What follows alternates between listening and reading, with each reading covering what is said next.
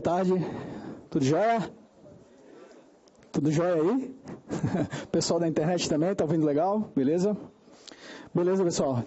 Então, meu nome é Alex Espíndola Erkman, eu sou Scrum Master em um projeto de imersão ágil na Intelbras, certo? Então, eu sou funcionário do CITEB. O CITEB ele é uma fundação sem fins lucrativos do município de Biguaçu, Santa Catarina, né? Eu sou natural de Florianópolis.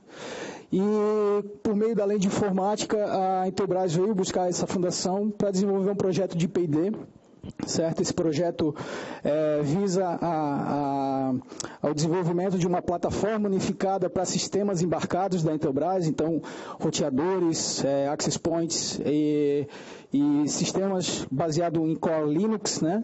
E também a gente tem o sistema dividido em 3 camadas, tá? Então, eu sou especialista safe, né? Muita gente, quando eu falo que eu sou especialista safe, dá um arrepio assim, né? Cara, que esse cara vai se meter no safe, né? Então, eu trabalhei durante 6 anos na Softplan, não sei se todo mundo conhece a Softplan aqui. Então, a Softplan começou a mudar a cultura dela para agilidade a partir do safe, tá? Então, eu me especializei, fui RTE durante 2 anos lá na Softplan, e aí eu recebi uma proposta para integrar o projeto da Intelbras, certo? Também sou especialista com as designações Kanban, KMP1 e KMP2, fiz o curso com o Rodrigo Yoshima, e a partir daí eu comecei a entender mais qual é o princípio do Kanban e saber os benefícios que eu poderia aplicar tanto no projeto como safe, seja a forma que o pessoal está trabalhando, seja Scrum, seja tradicional. Então, cara, o Kanban é algo que você consegue aplicar em qualquer metodologia ou modelo de trabalho que você utiliza atualmente, né? Comece com o que você tem hoje e vai melhorando, certo? E eu vou falar para vocês agora sobre a ferramenta Actionable Agile. A partir dessa ferramenta é que eu comecei a entender sobre Kanban. Cara, a gente controlava muito os indicadores do nosso trabalho a partir de planilhas e modelos, vamos lá, manual mesmo, né? Eu ia lá na planilha, pegava os dados do Program Board lá e botava na planilha. E o Actionable Agile veio minimizar um pouco esse trabalho manual que a gente fazia, certo? Então, eu queria apresentar para vocês a sacada que a gente teve e, né, se for uma solução que vai ser aplicada no projeto de vocês, eu recomendaria muito essa ferramenta, tá? Quem já trabalha com métricas aqui, já consegue extrair alguma métrica, levanta a mão aí, por favor. Quem não tem, quem nunca mexeu com métrica? Olha aí a galera aí, beleza. Então, pessoal, eu não mexia com métrica, eu fui entender mais sobre as métricas a partir dessa ferramenta, tá? Então, se vocês tirarem como base os dados dessa ferramenta, vai ser bem legal para aprendizagem também e entender os benefícios que essa ferramenta vai disponibilizar para o projeto de vocês, tá? Não é merchan, tá? Então, eu não trabalho na Actionable Agile, beleza? Merchan é agora, tá? Então, esse aqui é o produto da Intelbras que a gente está trabalhando na plataforma, é um dispositivo, é um roteador Wi-Fi. Então, a nossa plataforma de desenvolvimento está integrada a esse produto, tá? E também ela é um produto que você consegue gerenciar sua rede Wi-Fi a partir de um aplicativo, né? Você consegue gerenciar até 8 redes com check-in no Facebook. Então, se você tem um evento, um café, utilizando esse produto, você consegue obter dados e informações dos clientes a partir da sua rede Wi-Fi. Beleza? Então, quem se interessar, está ali o link e vou disponibilizar depois da palestra, beleza? Então, partindo do desafio para a Intelbras, eu precisava entender qual era o nosso modelo de trabalho, né? Então, eu cheguei na Intelbras e o meu contratante, né, meu Product Owner, que era Scrum Master, que era gestor de projetos, que atendia tudo no projeto, ele falou para mim assim, cara, a gente roda Scrum. Beleza? Beleza, conheço Scrum, vamos rodar então, né? E na primeira reunião diária, ele, cara, vou puxar a reunião diária agora, a galera trabalha remoto, tá? Então tá aqui o nosso Skype, eu vou puxar a reunião diária. Ele me chamou lá e uma pessoa atendeu, né? Então, cara, tem alguma coisa errada, né? Se a gente vai rodar Scrum, então a gente vai fazer rodar Scrum, tá? Assim, tipo, se a reunião diária não funciona, ninguém chega para a reunião diária, tem um problema aí. E eu fui entender qual era esse problema, conhecendo o pessoal tal, e assim por diante, né? E fiz o pessoal começar a rodar Scrum, sprint de 3 semanas, a gente tinha o PO dedicado, então, cara, a gente começou a apertar o Scrum. Se é Scrum que vocês querem rodar, então a gente vai rodar Scrum. Mas aí começou a surgir os problemas, né? O pessoal ficava, cara, tu tá muito chato, tu fica cobrando as entregas, tu fica... Cara, é compromisso, né, cara? Um dos principais pilares do Scrum, compromisso. Tu precisa entregar o que tu se comprometeu. E muitos desses problemas era muito questão de comportamento, certo? Então, eu comecei a cobrar os comportamentos e os princípios que o Scrum previa, certo? E, aos pouquinhos, o que a gente foi fazendo? Eu, como já tinha ciência de como funcionava, né, o método Kanban, a gente começou a aplicar o Static. Certo? Sem a pessoa perceber, sem vender aquela história, cara, vamos deixar de fazer o Scrum e vamos partir para o Kanban agora, né? Essa atitude por si só já é contra o princípio do Kanban, né? Que é começar pelo que você já faz hoje. Então você não deixa de fazer outra coisa para fazer Kanban. Você melhora essa coisa que você está fazendo a partir de técnicas do Kanban, né? Isso eu acho que é bem claro para todos aqui. Então a gente começou a fazer o static, tá? Entender quais eram os problemas do nosso trabalho, o que estava pegando para que a gente não conseguisse entregar as demandas conforme o compromisso. E a gente foi avaliando o fluxo e partindo para melhoria contínua, né? Então, diferente do nosso Panda lá, que deu uma rasteira no carrinho do gordinho, né, tirando as bolachas lá, essas coisas, a gente começou aos pouquinhos, cara, vamos tirar isso aqui que não faz muito sentido, vamos botar esse item aqui agora, tal. Vamos lá, nosso fluxo de trabalho não está totalmente mapeado, vamos mapear o que a gente já faz hoje, né? Nosso gargalo, a gente precisa identificar o nosso gargalo, e assim por diante, né?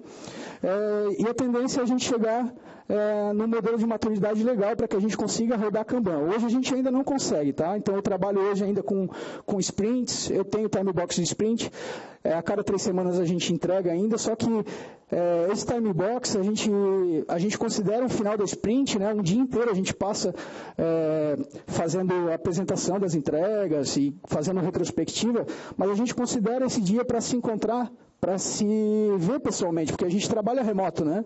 Então só ver a pessoa pelo Skype ali é complicado, a gente precisa se encontrar. Então a cada 15 dias a gente se encontra e começa a pensar em melhoria do fluxo, apresentar resultados e indicadores, tá?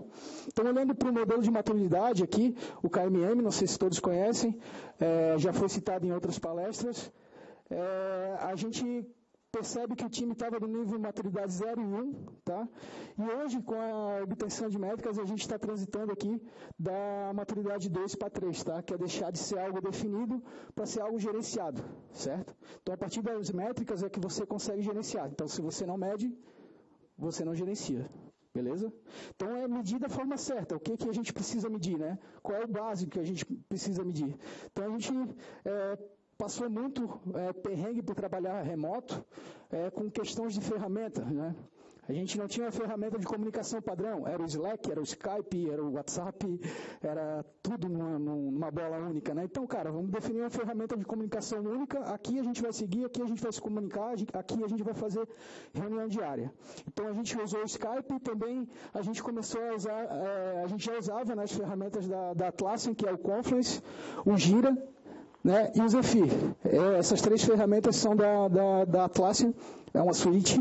Então, o Confluence para base de conhecimento e requisitos, o Jira, né, para gestão de tickets, não sei se todos conhecem o Jira, e o Zephyr para gestão e métricas de QA, certo? A gente também usa o GitLab, para gestão de repositório e código, e o Actionable Agile para extração de métricas de fluxo e previsibilidade de entregas, beleza? Então, eu fui conhecer o Actionable Agile através desse cara aqui, o nome dele é Aldo Daquino. Eu vi uma palestra dele no Agile Brasil 2016, lá em Curitiba, e eu pensei assim, cara, o que esse cara está fazendo? Demonstrando um monte de gráfico, um CFD bonitão e tal. E, pô, que legal, né, cara? Ele conseguiu medir o trabalho dele, na época ele trabalhava na Thaler, de quando o projeto iniciou, a quantidade de entregas que ele tinha lá era muito pouco. A partir do momento que começou a aplicar as métricas e rodar Kanban, a gente viu que o gráfico começou a ter entrega, começou a entregar mais rápido. Então, esse cara foi trabalhar na Softplan, no período que eu trabalhava lá como RTE, e ele sempre falava para mim assim, cara, precisamos deixar explícitos os problemas se a gente quer resolver. tá? Não adianta deixar esconder o problema. Ele também falava para mim, cara, estoque é desperdício e fila é desperdício. A gente tinha solicitações de atendimento de 2006 paradas no nosso estoque, e isso em 2014, ninguém olhava para aquilo, e, cara, você pensava, o cliente realmente ainda precisa daquilo estar ali, né? Então você precisa olhar para o seu estoque. Vamos remodelar o nosso Program Board, não sei se todos conhecem o SAFe, mas o Program Board é um quadro onde todos os times lá possuem os seus compromissos de entrega, né? Ele não é algo vivo, né? Então ele fala para mim, cara, vamos dar um fluxo para esse Program Board aqui, essas features aqui, vamos botar elas para andar no fluxo de trabalho. E aí eu comecei a entender qual era a sacada dele. Cara, você precisa usar Kanban, ele falava para mim. Você precisa entender o Kanban. E, cara, isso me despertou, tá? E ele me passou o link da ferramenta Actionable Agile, que é o que eu quero compartilhar com vocês hoje aqui, e a partir disso é que eu fui me interessar por Kanban, tá? O que é o Actionable Agile? É uma ferramenta desenvolvida pelo Daniel Vacante, tá? Então, não sei se todos conhecem. Ele é fundador, né, da Actionable Agile, e é uma ferramenta que possui métricas para previsibilidade, tá? Então é uma ferramenta bem usual, bem fácil de usar, ela é bem dinâmica, tá? E eu vou, na sequência, depois aqui da palestra, abrir a ferramenta aqui e eu quero mostrar para vocês como está a situação do projeto com base numa amostra que eu defini aqui, um período, tá? Então está aqui o link para quem quiser conhecer, é bem legal, tá? Então eu recomendo fiamente, tá? Quais são as métricas que a gente está utilizando aqui, tá?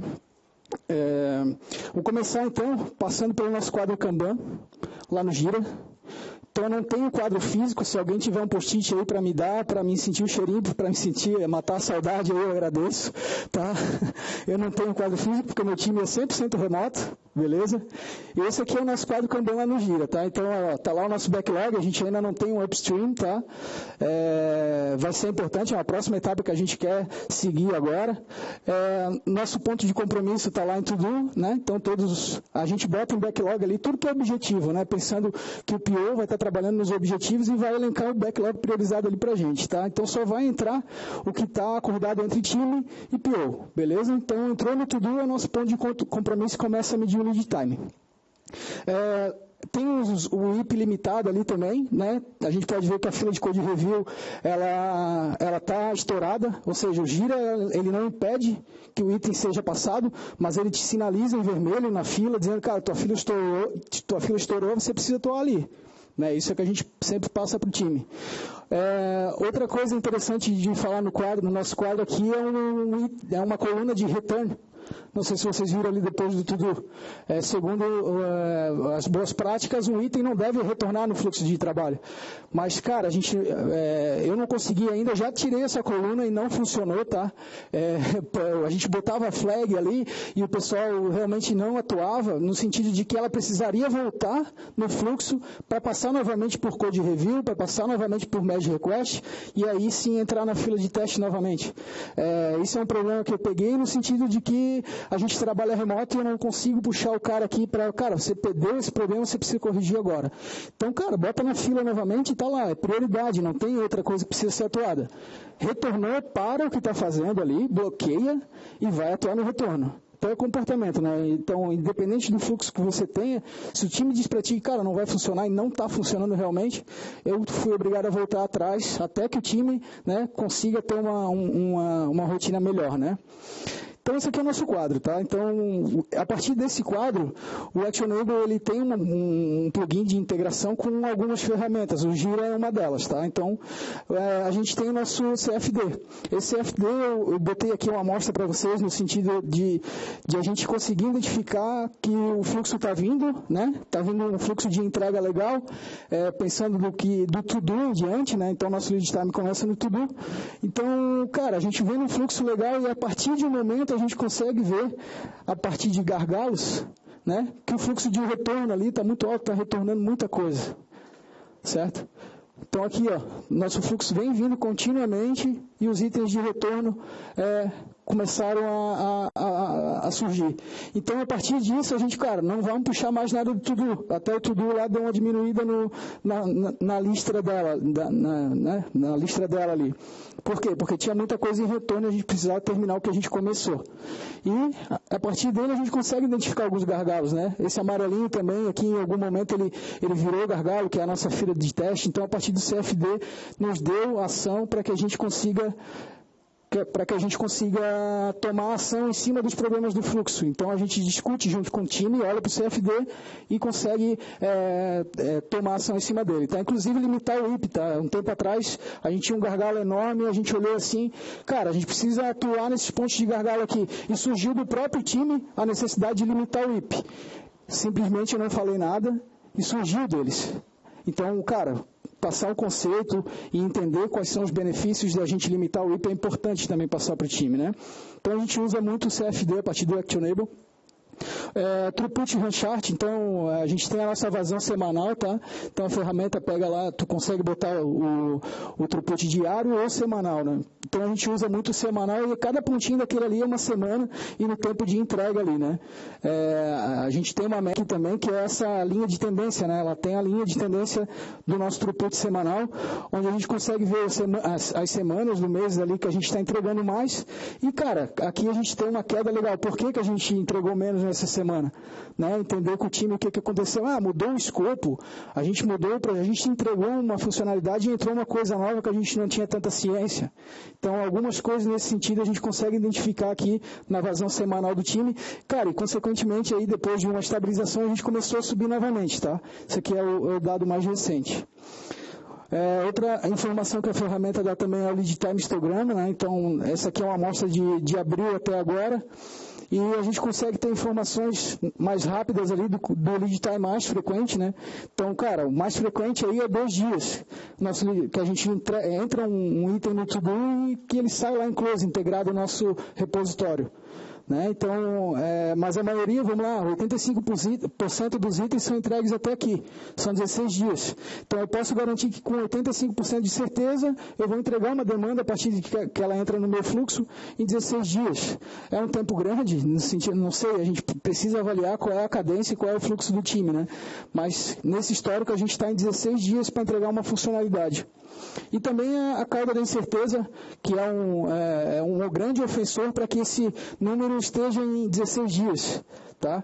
Porque quanto maior aqui o nosso lead time aqui, né, maior o grau de incerteza, quanto mais itens tem aqui, maior o grau de incerteza para você garantir uma expectativa de entrega para o cliente. Tá?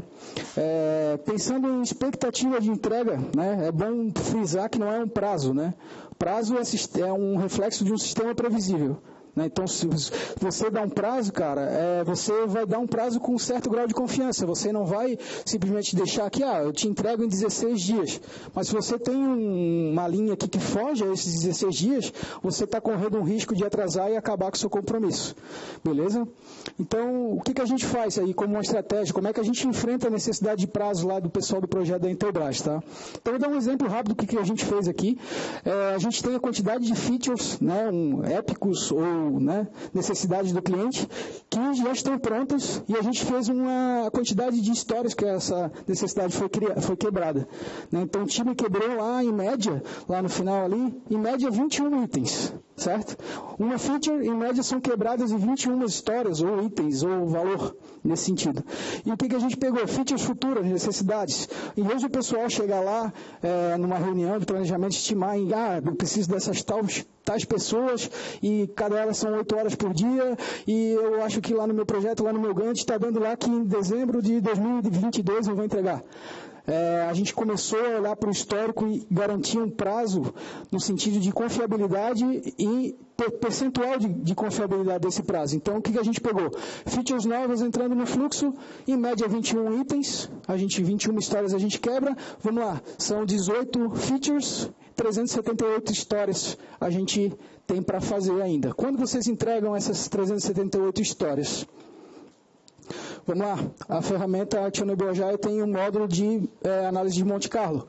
Então, o que eu pego? Eu pego o meu histórico mais recente do throughput, certo? Eu tenho meu throughput diário aqui, eu vou considerar aquela variação de throughput na garantia do meu prazo, certo? Então, eu tenho meses ali que eu entrego muito mais e tem meses que eu não sou tão bom. Então, eu preciso avaliar essa variabilidade do meu fluxo aí, para garantir o prazo.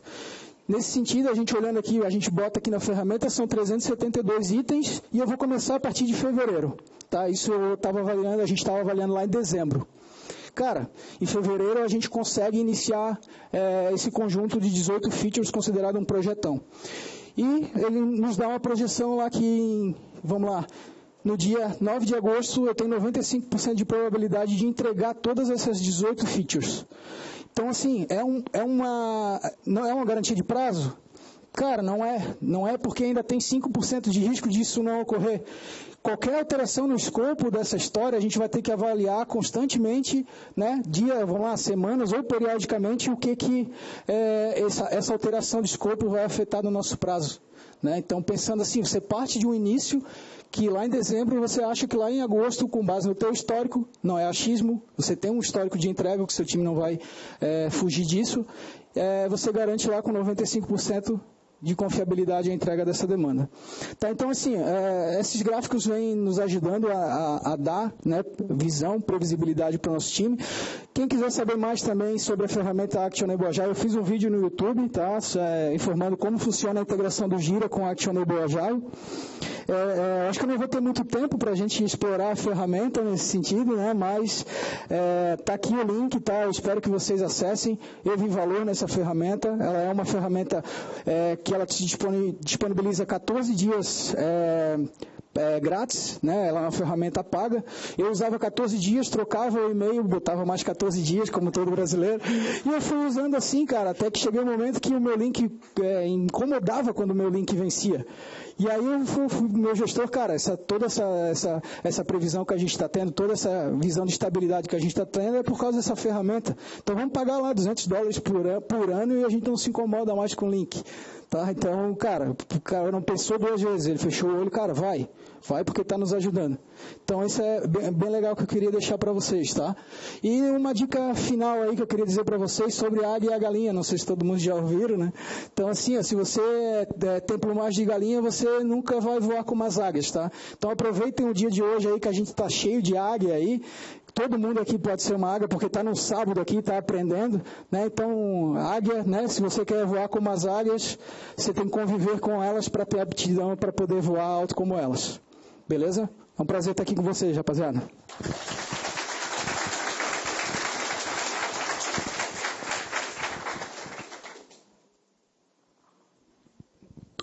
Obrigada, Alex. Obrigada. Alguém tem alguma pergunta? Não? Ninguém? Aproveitem. Coragem. Vamos lá. Alex, uma dúvida, na verdade. Sim. Pegando um pouquinho variações dentro da equipe, como que você considera isso dentro da sua situação? Falando sobre variações dentro da equipe, né? Então, como é que eu considero isso na gestão, né? Nas nossas métricas? Cara, variações ocorrem, né? A gente tem que aceitar isso, como já foi falado em outras palestras, o sistema ele tem que ser robusto o suficiente para poder atender as variações que estão surgindo, né? Seja férias de pessoas da equipe, nesse sentido. Pensando em disponibilidade, tá, de pessoas, a gente trabalha muito com perfil de Shaped, né? Não sei se todos já ouviram falar. Mas cara, um profissional que é desenvolvedor, ele tem que se desenvolver em várias vertentes, seja em teste ou, né, análise, nesse sentido, onde o processo, onde o fluxo mais precisa naquele momento, tá? Então, a gente tem até um quadro físico que eu fiz lá, bato foto e mando para a galera, que a cada reunião que a gente faz presencial, o pessoal vai na frente do quadro e reavalia as atuações que ele pode ajudar na área de projeto. Então, cara, cada pessoa tem uma linha e as áreas de atuação do projeto estão na parte de cima e cada um vai lá e diz aonde pode ajudar. Então, com base no nosso gargalo ali, a gente identifica qual é a parte do sistema que mais precisa de apoio e essas pessoas têm que atuar lá. Então, independente se uma pessoa tirou férias ou não, cara, se ficou doente ou não, o sistema vai absorver essa variação, né? A gente viu ali também que o nosso throughput ele não é tão estável, né? Então, cara, tem períodos que a gente produz mais, tem períodos que a gente produz menos. Isso é importante para que a gente tenha ciência de que justamente não garantir que esse percentual de probabilidade não seja um compromisso de prazo, né? Mas que ele seja algo que a gente vá avaliar e tenha um cheiro para que a gente consiga passar para a direção, cara, próximo isso aqui, entre 9 de agosto e 30 de agosto, a gente tem um grau de variação aí que a gente consegue absorver. Acho que é basicamente isso, tá? Obrigado, Rafael. Mais alguém, pessoal? Opa!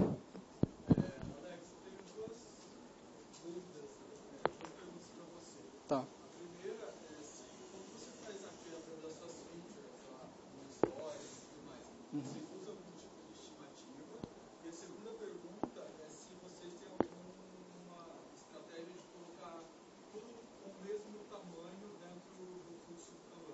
Beleza. Seu nome, desculpa? Gustavo. A pergunta dele foi sobre o tamanho das nossas histórias, né? Se a gente faz alguma estimativa antes de incluir ela no fluxo. E a segunda é?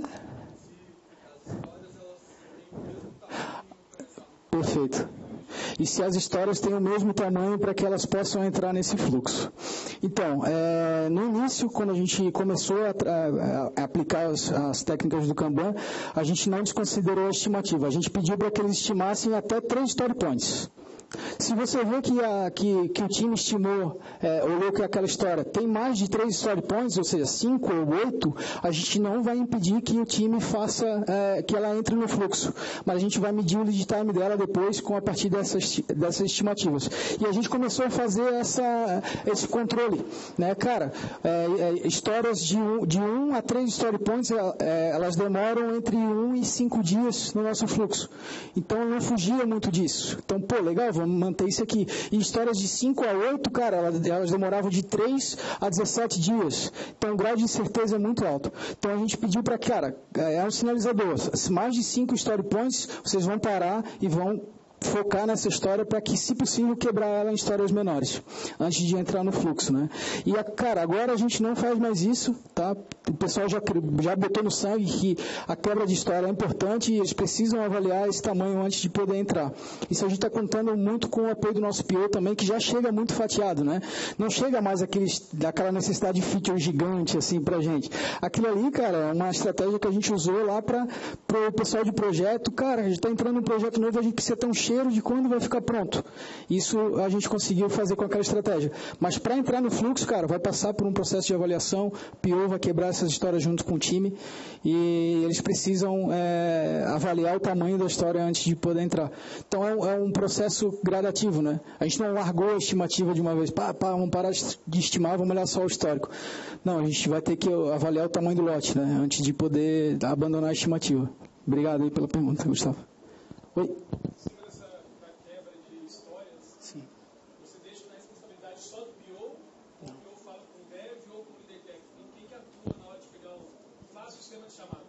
Perfeito. Perfeito. Seu nome?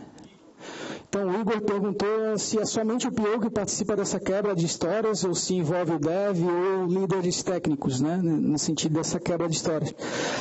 Todo mundo participa, tá? O PO ele já chega com o cheiro, né? Com aquela ideia de, cara, eu acho que isso aqui é uma história, eu acho que isso aqui é outra história, num conjunto de tarefas, nesse sentido, num conjunto de features.